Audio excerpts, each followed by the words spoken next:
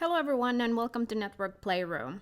So in my last video, we talked about the types of BGP neighbor relationships and went over the differences between iBGP and eBGP. Well, in this video, we're gonna do effectively the same, but I'll demonstrate the differences on a hands-on lab. So I have a very simple topology set up on GNS3 here. So let's look at the details shortly. I'll configure the BGP neighbor relationships in different ways so you can see the differences. So let's get started. Now, if you look at the screen here, as I mentioned, I have a very simple topology consisting of two routers, R1 and R2, and they are connected via this direct link using their fast Ethernet interfaces, and the IP network is 192.168.12.0/24. R1's interface is .1 and R2's interface is .2. And you also see these loopback interfaces here. So on both routers, I have two loopback interfaces configured. Loopback 0, 1.1.1.1/32 on R1, and also loopback 1, 11.11.11.11/32. And then on R2, we have 2.2.2.2/32, and then another loopback interface 22.22.22.22/32. You're gonna see why I've chosen to configure the interfaces this way later on. I'll explain it when we get there, but right now, let's get started. So let's go on to R1. And let's just verify the interface configuration, show IP interface brief. So you can see those interfaces are configured here. We can do the same on R2, show IP interface brief. And we can even check for connectivity that we can ping R1 from R2. Just like that. Now, let's start off with iBGP. So first, let's configure iBGP using the directly connected interfaces. So what we would do is go on the configuration mode, type router PGP, and let's use a private autonomous system number. So we'll choose 65,000. So this command will enable PGP on the router. Right now, PGP is running on R1, but nothing else is configured yet. So we're gonna add the neighbor command, use the directly connected interface, and then the same AS number because this is an internal PGP connection, so they are in the same autonomous system. Just like that. Well, nothing is going to happen yet because we have not configured it on R2. So we'll go on R2 and we'll do a mirror configuration of what we just inserted on R1. So router PGP 65,000 and then neighbor 192.168.12.1 and remote AS 65,000. So you should see this neighbor relationship come up shortly. We should get a log message on the screen here. And there it is, neighbor adjacency, the neighbor is up. So let me just look out of this config mode and we can look at some commands. So one easy way to quickly check the status is to use show IP PGP summary, PGP summary. So we can see here the neighbor IP address and some other information like version 3. Here's the AS number. And it also shows you how many messages were received and sent. We're not going to focus on this other information too much in this video, but here you can see how long the neighbor relationship has been up. And actually, this is something that I should have shown you before I configured the PGP on R2. So you would have seen the PGP state here. Right now it's showing 0 because we haven't exchanged any prefixes. But before the neighborships come up, it's gonna show the status. As you can see here, it's showing you either the state or how many prefixes have been received. So that's one way of looking at neighbor information. Then we have the other command, show iBPG neighbors. And this is going to give you a lot of information. So again, here we can see the PGP neighbor address, remote AS is 65,000.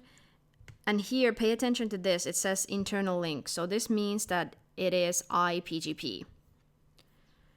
PGP state is established and it's been up for nearly 2 minutes.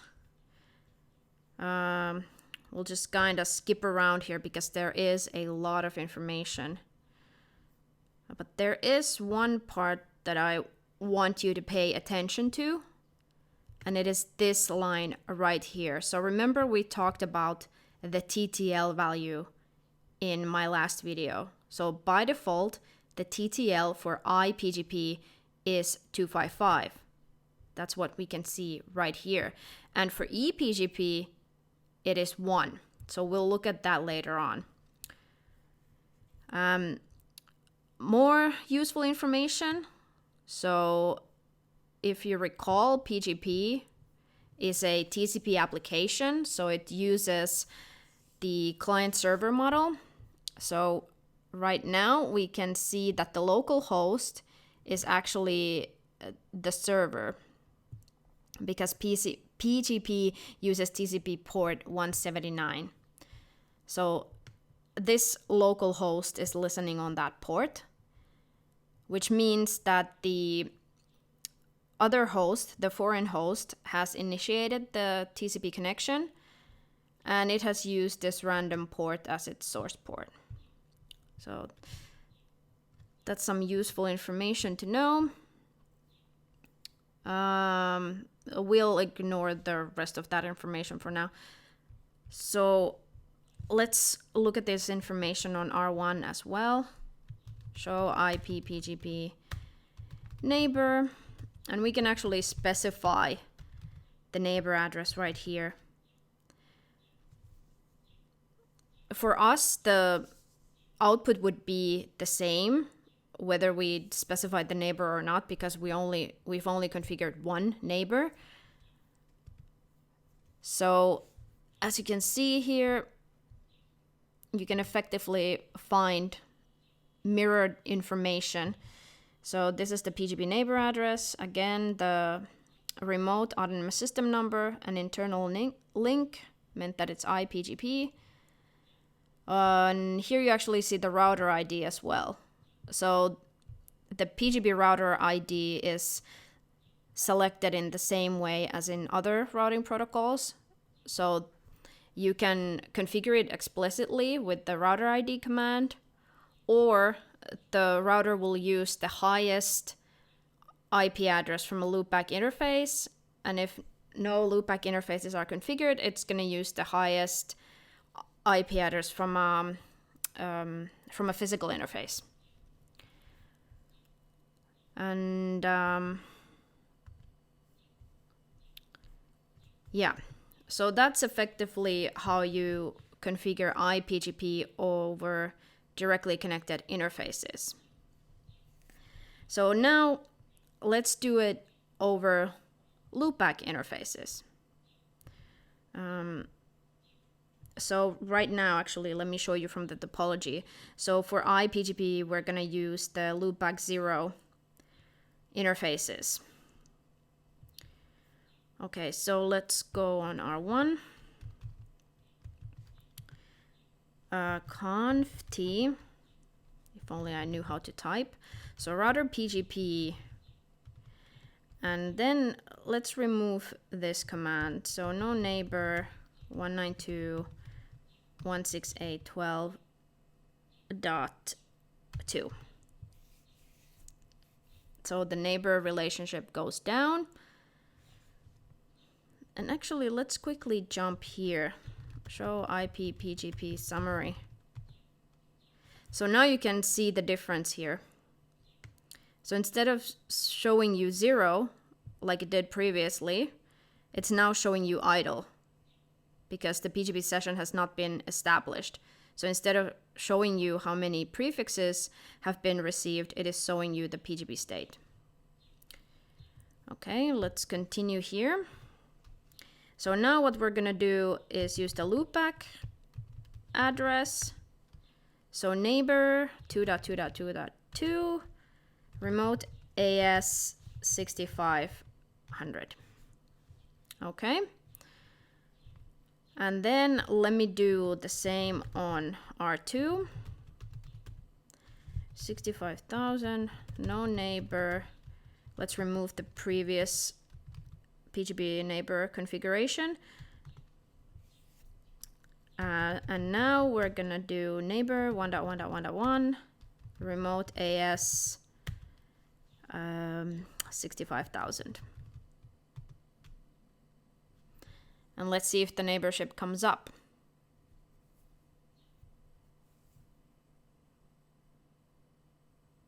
And you can see that it doesn't. Now, why is this?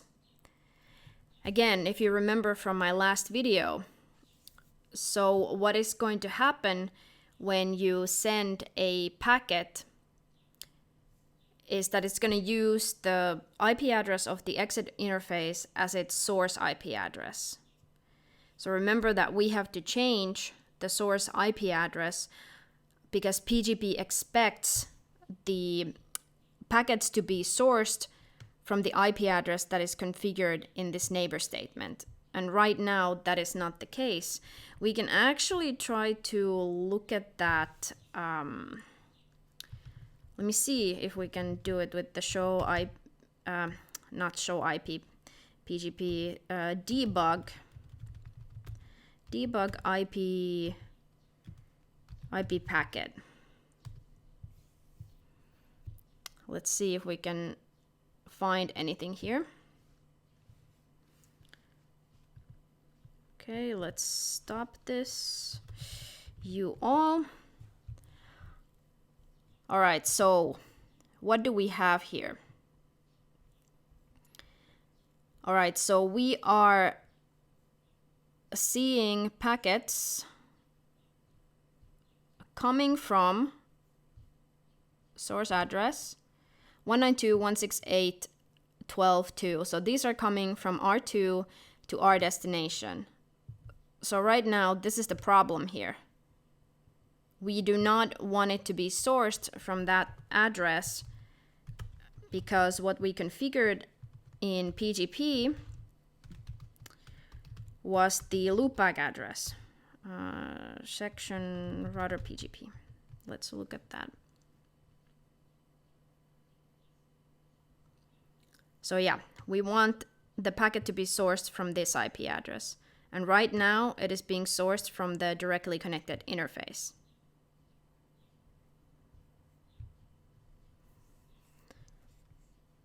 Okay.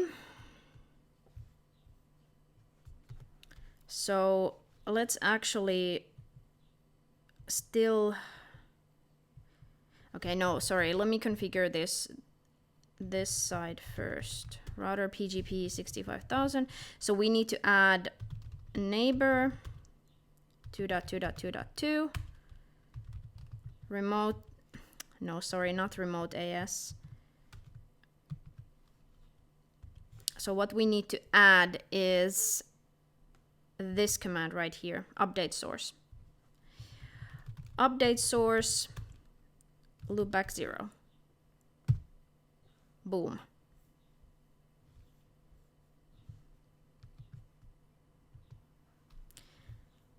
And as you can see, the PGP neighbor relationship already came up. We didn't even have to configure it on the other side.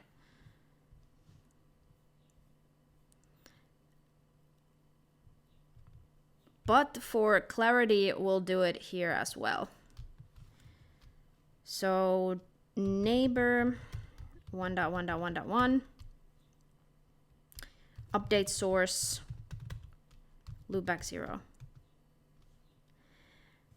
Actually, here's a question for you guys. So the neighborship came up before we had configured the update source on R2. Can you explain why that is? Write down in the comments and let's have a discussion. Anyway, so the neighborship is up now, so we can look at the show iBPG neighbors command again. Okay, let me go all the way to the bottom and then scroll back up. So right now we're using the loopback interfaces. The autonomous system number is still 65,000. It's an internal link. Session is established. Again, you can find the local host and local port, foreign host, foreign port information. And I lost the TTL information. Here it is. I was looking for this line again. So still pay attention that the TTL value is 255.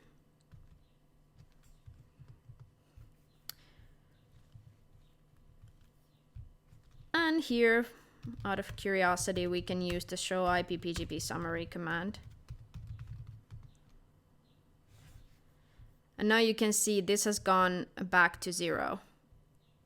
And it is 0 because we haven't advertised anything in PGP. We haven't received any PGP prefixes or PGP route at this point.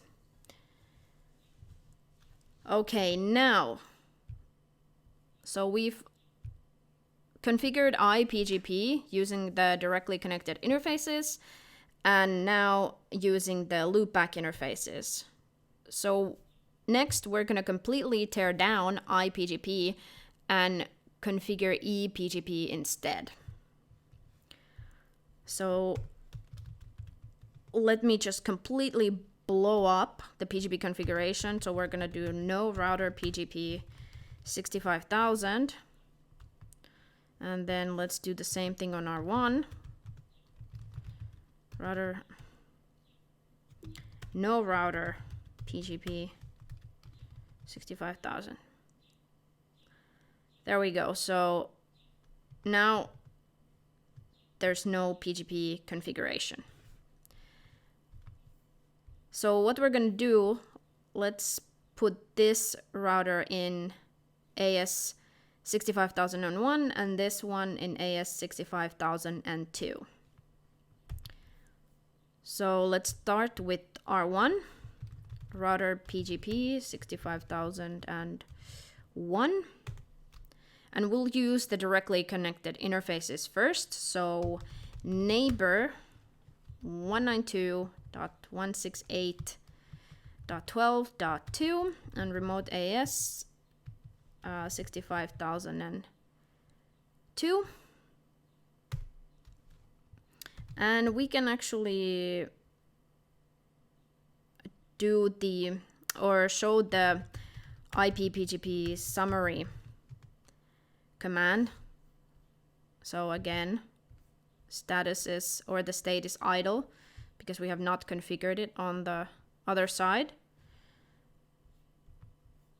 So let's jump on R2 and then we'll configure router PGP 65,002, neighbor 192.168.12.1, remote AS 65,001. We hit enter and we should see the BGP neighbor relationship come up shortly.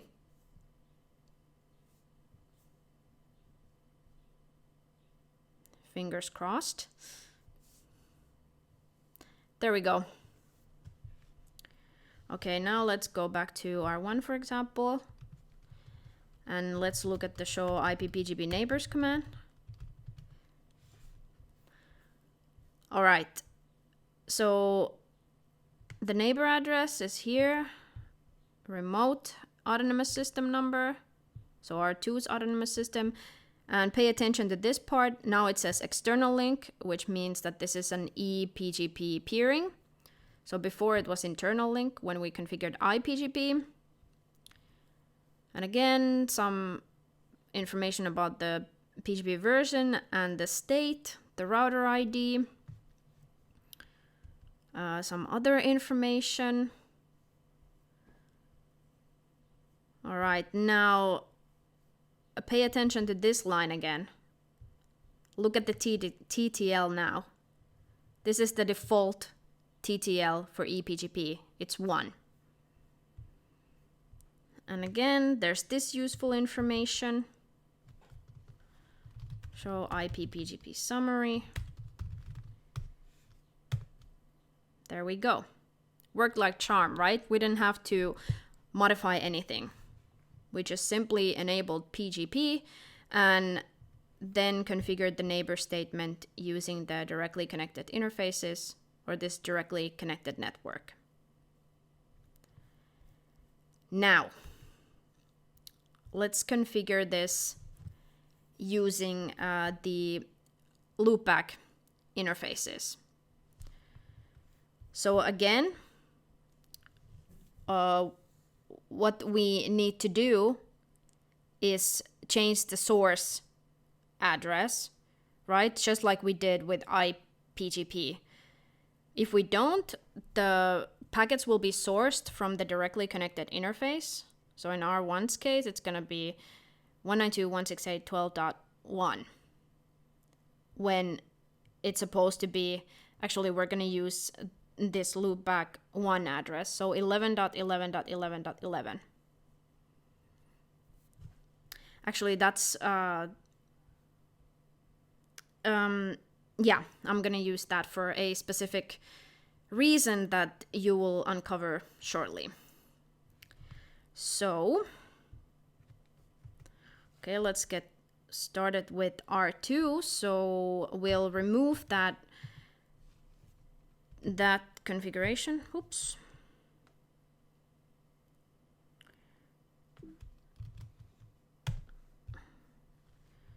And let's do the same on R1.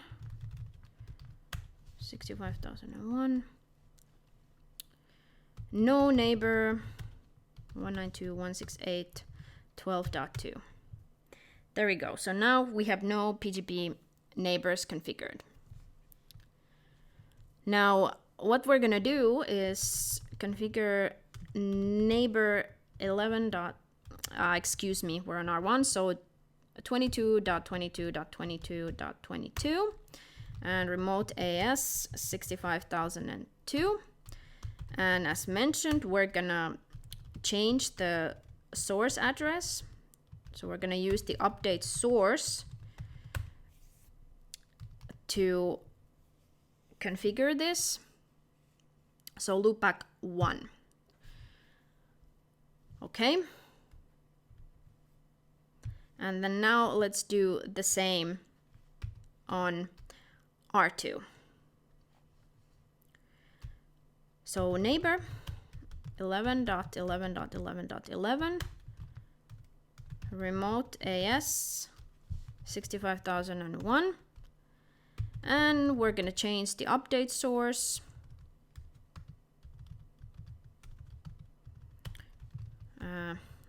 I always try to put that remote AS there. I just type it automatically. Update source. Loopback 1. Okay. The neighborship is still not coming up. Now, why is that? Do you remember from my last video? So if you recall from that video, with eBGP, there's also this thing called the directly connected check. So what's going to happen is the router is going to verify from its routing table whether that neighbor IP address is directly connected. And clearly in this case, it is not. So if we look at the show IP route to display the routing table, you can clearly see that there's actually no route to this network, this specific network. So it's using the default route, but it is not directly connected. So this is why the eBGP neighbor relationship is not coming up. So we have to disable that directly connected check for this eBGP neighbor relationship to form. So let's go back to the PGP configuration, router PGP 65001. So there's a command, neighbor to 22.22.22. This one, disable connected check. One hop away eBGP peering using loopback address. So it tells you quite clearly what this command does. So disable connected check. All right, let's do that on R2 as well. Disable connected check.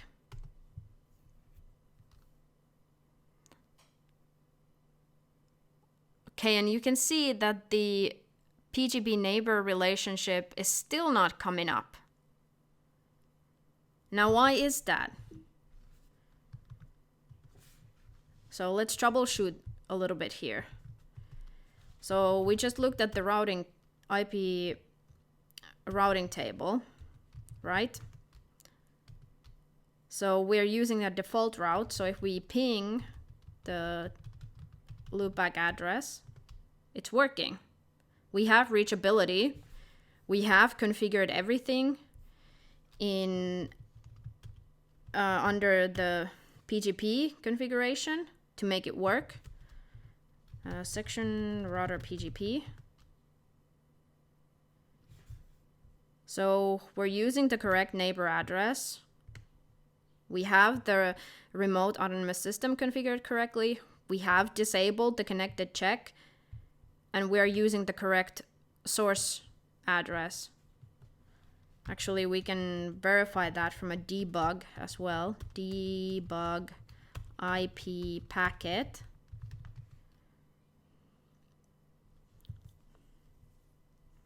Let's see if we have some packets coming in.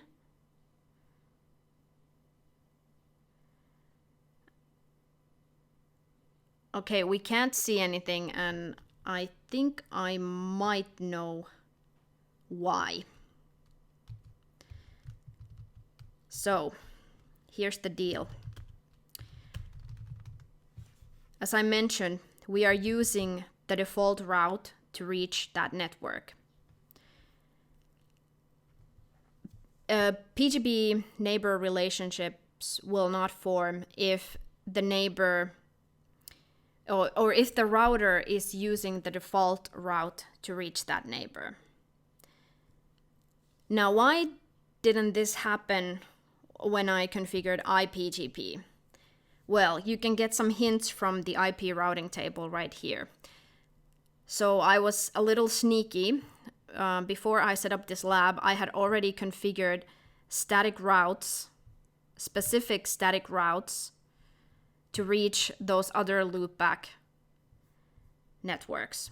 Oh, so sorry, I meant to highlight this part right here. So in order to reach that network, show IP route, we're using this specific static route that I have configured previously. But if we want to reach the other loopback interface on R2, show IP route. It says network not in table, but what it's actually using is the default route. But this should give you an indication why the PGP neighbor relationship is not forming. It's because technically we do not have a route to that network. We're using the default route, and this is not allowed with PGP. So what I can do is change that by configuring new static routes. And why I think the debug IP packet didn't work is because the router verified that we do not have a route to this network. So we're not even going to bother with PGP. We're not going to send any packets. So I'm assuming that's why it didn't work. If you have other thoughts, let me know in the comments. Okay, but let's configure these other static routes. So IP route, and then 255, 12.2. So I'm telling R1 how to reach the loopback 1 interface on R2. So we're gonna use the next hop IP address of R2's directly connected interface. And now let's do the same on R2. And actually you can already see that the neighborship is up again. But we'll do it here anyway. Actually, I'll just show you here as well that I have the default route configured. So this is why R2 can reach R1. So if we do a ping and source it from loopback 1, it's gonna work. It's using the default route.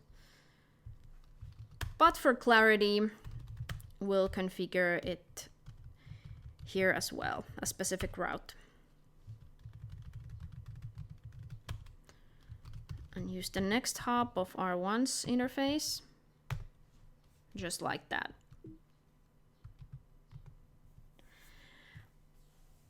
Okay, so let's look at the BGP Neighbor command once again. So right here, now we're using this neighbor address, the remote AS number, and again, external link. And let's find the TTL value again, because you will see that it is still 1.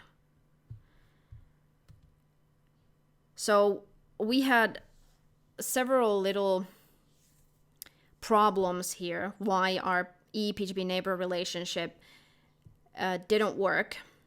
So let's go over those once again to hopefully make it a bit more clear.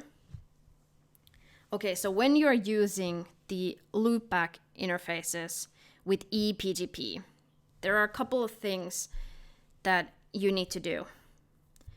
So number one, the TTL value is 1. However, this is not the reason why the eBGP neighbor relationship would not form by default.